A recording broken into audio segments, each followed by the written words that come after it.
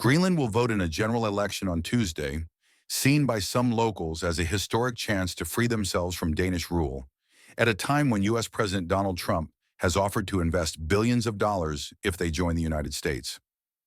The election to the 31-seat Nazi Sartut parliament could potentially enhance U.S. influence in Greenland, a sparsely populated island in the eye of a geopolitical race for dominance in the Arctic, as global warming melts the ice caps, making its resources more accessible and opening up new shipping routes.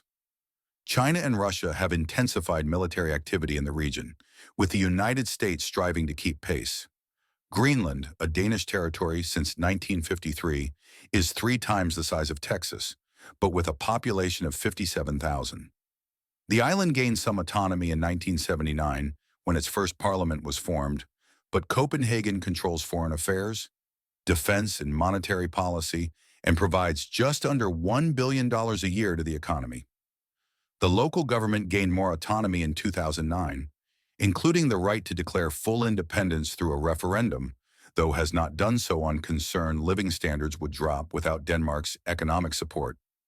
The island holds substantial natural resources, including critical minerals such as rare earths used in high-tech industries, ranging from electric vehicles to missile systems. However, Greenland has been slow to extract them due to environmental concerns, severe weather, and China's near-total control of the sector, which has made it difficult for companies elsewhere to make a profit or secure buyers. The outcome of the election is uncertain, as no polls or exit polls are expected. A January poll suggested a majority of Greenland's inhabitants support independence, but are divided over the timing and potential impact on living standards.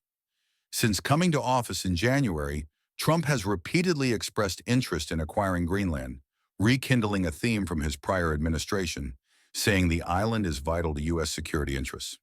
Investment pledges, he initially declined to rule out military force, alarming many Greenlanders, although he later softened his stance, stating he would respect the will of the local people and was ready to invest billions of dollars if they joined the U.S. Greenland's Prime Minister, Mute Egede, has stressed the island is not for sale and advocated for a broad coalition government to resist external pressure. In an interview aired on Monday by Danish broadcaster DR, he dismissed Trump's offer as disrespectful, expressing willingness to cooperate with other countries instead. Still, Trump's interest has shaken up the status quo in Greenland, and coupled with the growing pride of the indigenous people in their Inuit culture, put independence front and center in the election. The question of independence was put on steroids by Trump, said Masana Egede, editor of local newspaper Sermitsiaq. It has put a lid on everyday issues. All 6 main parties, including the ruling Inuit Ataqatigiit and government coalition partner Siumut, support independence but differ on how and when it could be achieved. The pro-independence Nalarak Party, the leading opposition force, has gained momentum ahead of the election, bolstered by U.S. interest and fresh accusations of Denmark's historic exploitation of Greenland's mineral wealth. "This is our independence election," said Kunanuk Olsen, a Nalarak candidate. The party believes U.S. interest strengthens Greenland's position in secession talks with Denmark and aims to bring a deal with Copenhagen to a vote before the next election in 4 years. According to Egede, the editor, the party could increase its current 5 seats, but is unlikely to secure a majority in parliament. Reuters spoke to more than a dozen Greenlanders in the capital Nuuk, all of whom said they favored independence, although many expressed concern that a swift transition could damage the economy and eliminate Nordic welfare services like universal health care and free schooling.